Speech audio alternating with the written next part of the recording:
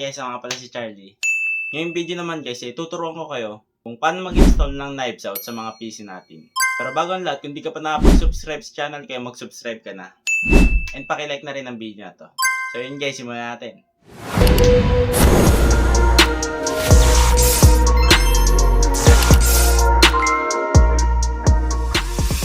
So yun guys, bali ngayon tuturuan ko kayo kung paano mag-install ng Knives Out sa mga PC natin.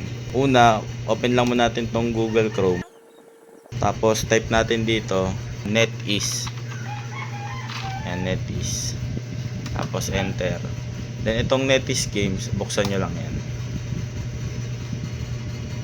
Full screen natin. Tapos scroll down nyo. Nakikita kayo dyan na all games. Yan. Tapos hanapin nyo lang yung Knives Out dito sa baba. Andito siya sa parteng right. Click nyo tong English. Yan. Tapos PC version download. Click nyo lang yan. Tapos magda-download yan dito. Hintayin nyo lang matapos yung download na yan. Tapos kapag ka na-download na, open nyo lang tong folder. Tapos double click nyo tong di-download nyo. Tapos lalabas yung user agreement dyan, accept nyo lang.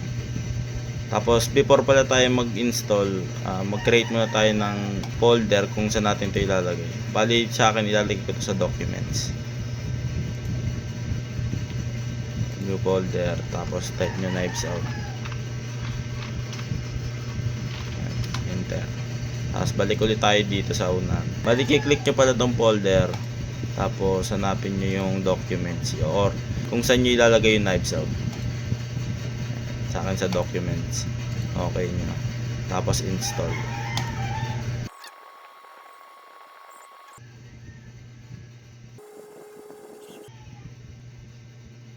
Lalabas dyan guys yung yung pwede nyong i-download. Pwedeng light, pwedeng standard, pwedeng full. Kung malaki pa naman space ng memory niyo guys, pwede naman itong full. Bali 36.5 gig yan. Itong standard 19.3 gig. Tapos itong light 6.0 gig. Bali ang pipiliin ko pala dyan guys ay 6.0 gig lang. Kasi medyo kapos na tayo sa memory.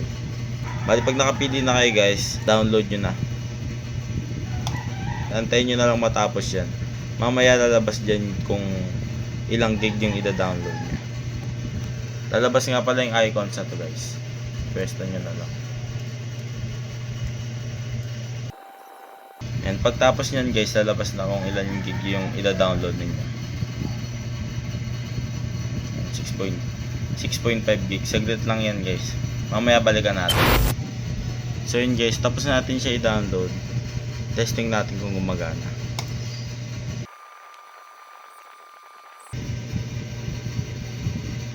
And tapos try natin mag-login sa Facebook.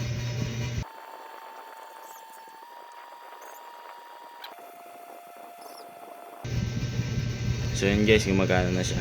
Ganun lang kadali yun guys. So yun guys, ganun lang mag-install ng Knives Out sa mga PC natin. Sana may natutunan kayo sa video ngayon. And kung nagustuhan nyo yung video na ito, pakilike na ng video na ito. Pakisubscribe na rin ang channel ko para mas ganahan pa ako gumawa ng mga ganitong content. Yun lang guys, hanggang sa muli. Bye bye!